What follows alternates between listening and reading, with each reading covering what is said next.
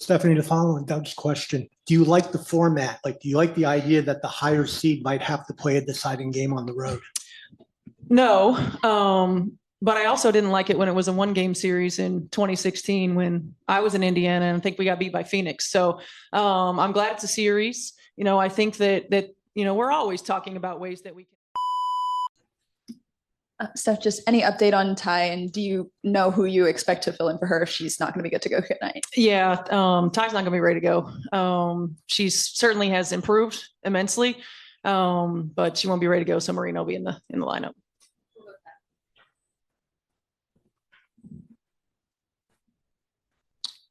Stuff they were saying in New York before the game last night, it felt like a must win because they didn't want to go to Atlanta to face them on their home court for a game three.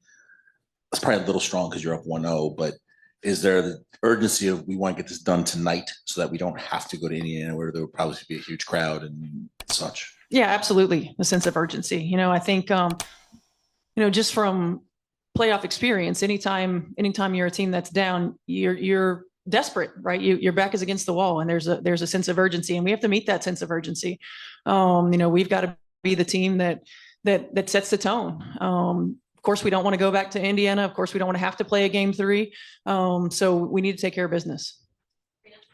Hey, Coach, have you guys had any chance as a team to react to Dejanay winning Most Improved? And if so, what was that like? Yeah, we had a chance to celebrate her. It was awesome. I think everybody's just incredibly proud of Nay, her hard work and her consistency. She's taken what is typically more the traditional path in terms of, not being a rotation player, working her way into the rotation, being up for Sixth Player of the Year a year ago before her injury, stepping into the starting role and taking off. And, I know that fans get caught up in the ones who come in and immediately always make an impact. But, the steps that Dejanay has taken, the improvements that she's made, every single year, and someone who's always stayed ready so she doesn't have to get ready to take advantage of that next opportunity. And so we're proud of her, and certainly she's earned it, and very happy for her. Stephanie, to follow on Doug's question, do you like the format? Like, do you like the idea that the higher seed might have to play a deciding game on the road?